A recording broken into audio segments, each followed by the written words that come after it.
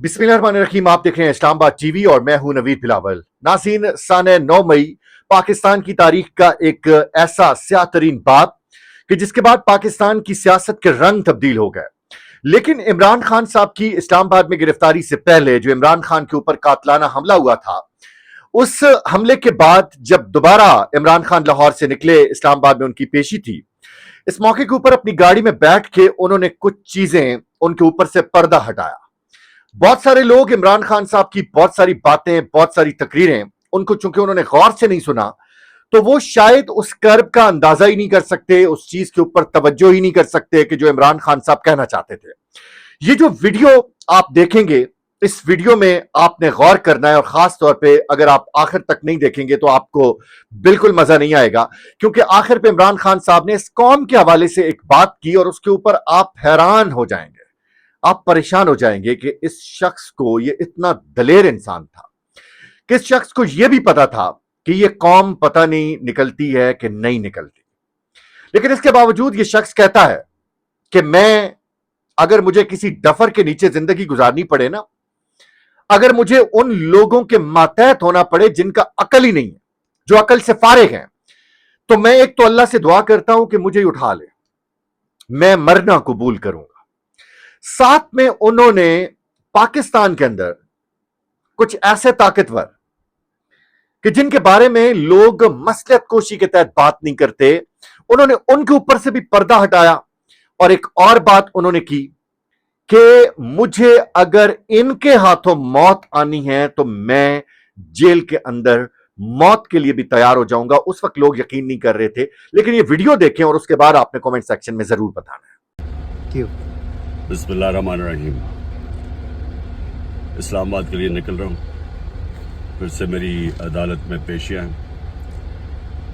निकलने से पहले दो बातें करना चाहता हूँ।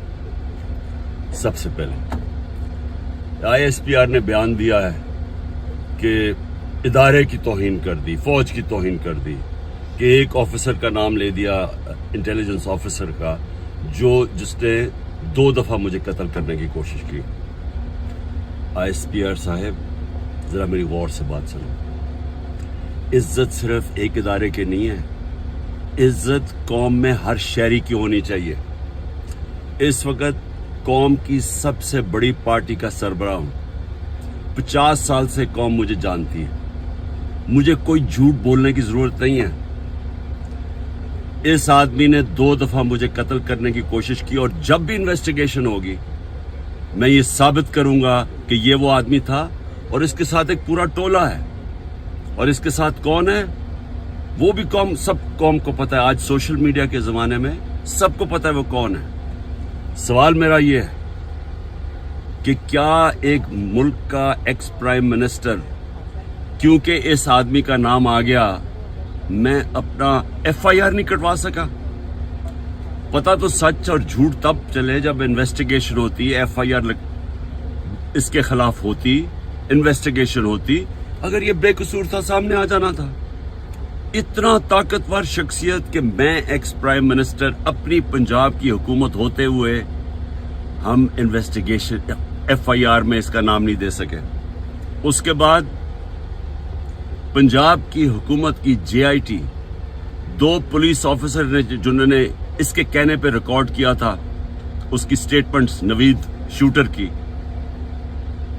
हम 2 ऑफिसर जो रिकॉर्ड किए थे, पंजाब के पुलिस ऑफिसर DPO गुजरात और CCPO CTD, उन्होंने हमारी इन्वेस्टिगेशन के अंदर आने से मना कर दिया। कौन था पीछे? कौन इतना ताकतवर था? उसके बाद जब इन्वेस्टिगेशन में यह साबित हो गया कि 3 शूटर थे, जब JIT में साबित हो गया कि तीन शूटर जिन्होंने गोलियां चलाई, बनिस्बत जो इनका प्रोपेगेंडा था कि सिर्फ एक दिन ही इंतहा पसंद था, JIT को सैबोटाज किया गया। 4 CTD के लोगों ने अपनी स्टेटमेंट चेंज की। प्रोसिक्यूटर जनरल ने इन्वेस्टिगेट किया, उसने कहा उनके खिलाफ कार्रवाई होनी चाहिए 4, क्योंकि उन्होंने सैबोटाज करने की कोशिश की। कौन था उनके पीछे? कौन इतना ताकतवर था? और उसके बाद जुडिशल कॉम्प्लेक्स, मैं साबित करूंगा कि आईएसआई ने सारी एक रात पहले वो उसको टेक ओवर किया।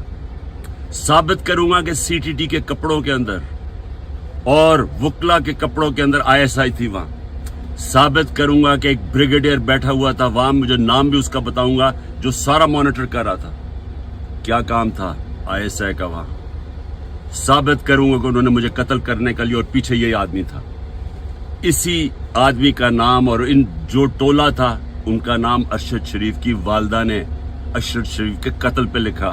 कोई इन्वेस्टिगेशन नहीं हुई, कोई किसी की जुर्रत नहीं थी कि आगे बढ़े, क्योंकि ये मुकद्दस गाय हैं, कानून से ऊपर हैं। आईएसपीआर साहेब, जब एक इदारा अपनी काली भेड़ों के खिलाफ एक्शन लेता है वो अपनी क्रेडिबिलिटी बेहतर करता है। एक जो इदारा करप्ट लोगों को, 2 नंबर लोगों को पकड़ता है, वो इदारा मजबूत होता है। अगर शौकत खाने में कोई डॉक्टर गलत काम करे या कोई भी करे, हम एक्शन लेते हैं, हमारी इदारे की क्रेडिबिलिटी बढ़ती है। ये क्या आपने बनाया हुआ है कि जो नाम ले तो जनाब फौज को बुरा भला कहे? मेरी फौज है, मेरा पाकिस्तान है, आपका नहीं है, सिर्फ हमारी फौज है। हमें उससे शायद आपसे ज्यादा ख्याल हो। ये जो हरकतें करना कि जी जो तनकीद करे उसको आप मुंह बंद कर दें, ये आप नुकसान पहुंचा रहे हैं इदारे को। और मैं ये भी आज कह दूं, ये जो आज मैं जा रहा हूं वहां कोई पुलिस और रेंजर्स और एफसी इतनी बड़ी फौज लाने की, मुल्क के पैसे जाया करने की कोई जरूरत नहीं है। अगर किसी के पास वारंट है, सीधा मेरे पास वारंट लेके आए, मेरे वकील होंगे, लीगल होंगे, मैं खुद ही जाके जेल में तैयार हूं जाने के लिए।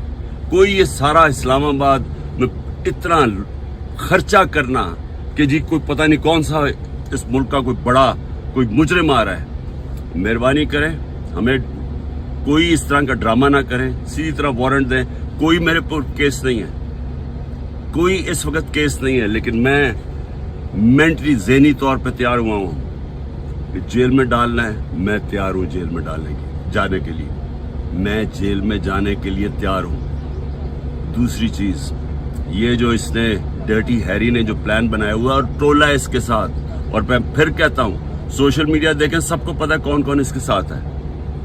मैं, अगर अल्लाह ने इनके हाथ में मेरी जान लेके जानी है, उसके लिए भी मैं तैयार हूं। लेकिन मेरा आज सवाल यह है कि क्या आप लोग तैयार हैं, जिनकी 5-6 उंगलियां घी में हैं, जो इक़्तिदार के मजे ले रहे हैं, जो पैसे बना रहे हैं और पैसे बचा रहे हैं नारों लेके? क्या आप सब तैयार हैं? क्या हो सकता है कि इतनी ज्यादा कौम ना सड़कों पर निकले, लेकिन ये भी हो सकता है कि श्रीलंका में जो हालात थे, आज ब्लूमबर्ग कहता है, दुनिया कहती है कि पाकिस्तान के उससे ज्यादा बुरे हालात हो चुके हैं। तो अगर ये फट गई कौम, तो आप सबको अपने आप को बचाना, छुपते फिरेंगे आप। ये जो सारे बादशाहत बनी हुई है, ये जो पैसे बन रहे हैं, सारा कुछ धुल जाएगा। तो आप भी तैयार हो जाए, मैं तैयार हूं। और मैं ये भी आखिर में कह दूं कि अगर इन चोरों की, इन डाकुओं के नीचे, इन डफर्स के नीचे अगर जिंदगी गुजारनी पड़े ना, इनकी गुलामी करनी पड़े, मैं अल्लाह से दुआ करता हूँ कि इससे बेहतर है कि मुझे ऊपर ले जाए, क्योंकि मैंने कि इस मुल्क से बाहर तो जाना नहीं है। लेकिन इस तरह के गुलाम, इनकी गुलामी से मौत बेहतर है।